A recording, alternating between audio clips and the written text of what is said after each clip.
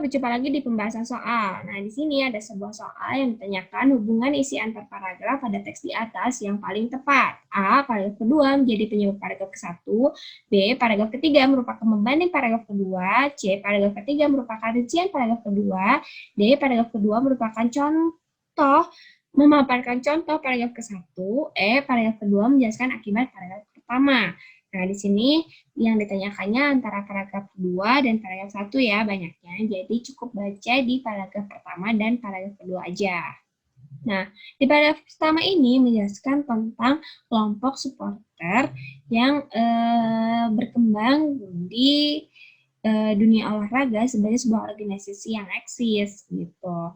Nah, tapi di paragraf kedua dijelaskan bahwa akibat dari kelompok supporter yang seperti itulah, jadi ajang olahraga ini bukan hanya sebagai tontonan saja, tapi bisa menjadi terlalu kecintaan dan bisa menyebabkan pelanggaran-pelanggaran baik kesusilaan maupun ketertiban umum.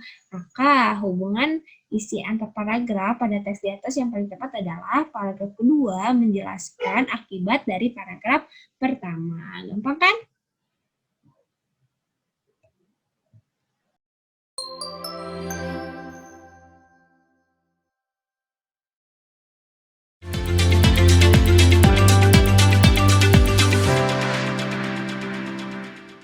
Halo, berjumpa lagi di pembahasan soal. Nah, di sini ditanyakan sebuah soal penulis teks di atas beri pihak kepada A. Keberadaan supporter, B. Peranan masyarakat, C. Penegakan hukum, D. Sportivitas pemain, E. Pengelolaan klub. Nah, di sini kita harus tahu penulis teks ini lebih berpihak kemana, kecondongan dari penulis teks tersebut. Nah, di sini kita bisa lihat di paragraf kedua banyak yang disebutkan bahwa terjadinya banyaknya pengawasan dan sanksi yang dibuat perlu bentuk kreatif karena bentuk-bentuk kreativitas itu memiliki kemungkinan untuk diselewengkan bagi penyampaian pesan-pesan yang menyangkut kebencian. Terus juga ada pelanggaran kesusilaan dan ketertiban umum.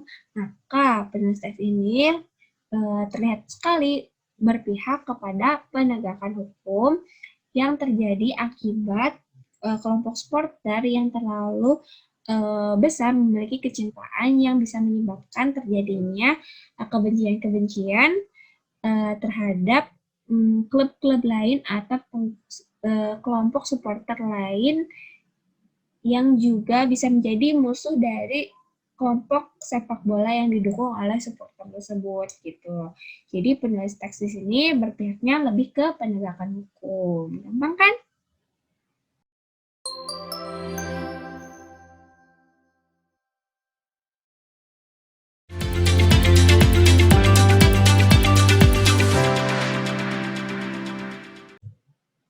Halo, berjumpa lagi di pembahasan soal. Nah, di sini ditanyakan sebuah kesalahan penggunaan ejaan ditemukan pada kalimat A 1 dan 7, B 3 dan 10, C 4 dan 11, D 6 dan 13, E 8 dan 17. Nah, untuk soal seperti ini, kalian tidak perlu baca semua soalnya ya, atau semua teksnya ya, karena pasti panjang sekali. Jadi cukup lihat kalimat yang disebutkan di dalam opsi aja. Nah, di sini ada kalimat 1 dan kalimat 7. Kalimat 1 dan kalimat 7 ini penulisannya sudah betul semua ya, tidak ada yang salah. Lalu di kalimat 3 dan 10, mereka memenuhi stadion yang berarti memberi kontribusi kepada klub dengan membeli tiket masuk. Terus di kalimat 10 ada pengawasan dan sanksi perlu dibuat karena bentuk-bentuk kreativitas itu memiliki kemungkinan untuk diselewengkan. Nah, ini juga sudah betul ya. Terus di kalimat 4, di sini ada kegairahan persupporteran memberikan dukungan tidak hanya memposisikan mereka sebagai pembagi semangat tim, tapi juga tontonan lain dalam pertandingan. Nah, di sini ada kata yang tidak tepat, yaitu persupporteran. Harusnya sebut saja supporter gitu. Tidak perlu menggunakan imbuhan konveks ya yang di depan dan di belakang. Terus di kalimat 11 di sini ada kurangnya konjungsi yang di kalimat ini. Sikap yang berhubungan dengan pelanggaran kesusilaan. Jadi, kalimat yang punya kesalahan penggunaan ejaan terdapat di kalimat 4 dan kalimat 11, yaitu Jawabannya C. Gampang kan?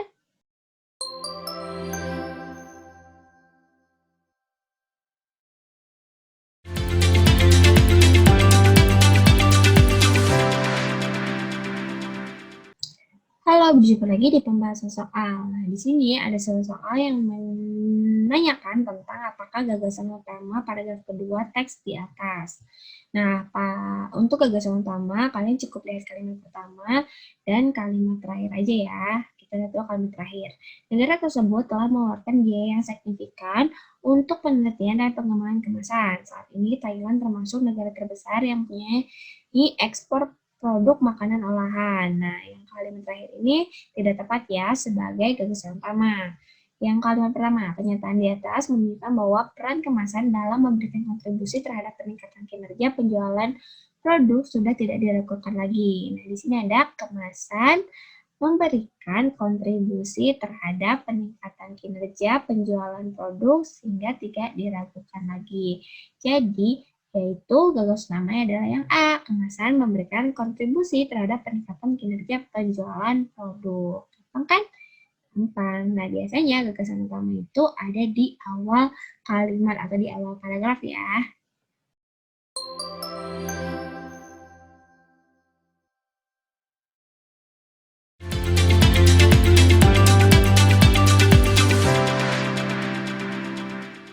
Halo, berjumpa lagi di pembahasan soal. Nah, di sini tanyakan simpulan manakah yang paling tepat untuk teks di atas. Simpulan biasanya disimpan di paragraf terakhir ya, atau bisa menyimpulkan, mengambil dari setiap gagasan utama dari setiap paragrafnya.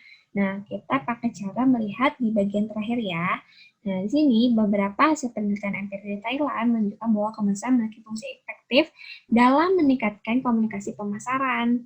Peran kemasan ini terasa ketika konsumen berbelanja di supermarket. Konsumen banyak mendapat informasi produk yang ada dari berbagai keterangan dan tulisan pada kemasan. Konsumen supermarket di Indonesia juga begitu. Konsumen dengan keterlibatan pemilihan yang rendah dan dalam keadaan tergesa-gesa, banyak yang mengambil keputusan untuk membeli produk hanya dengan sekilas melihat kemasan yang menarik.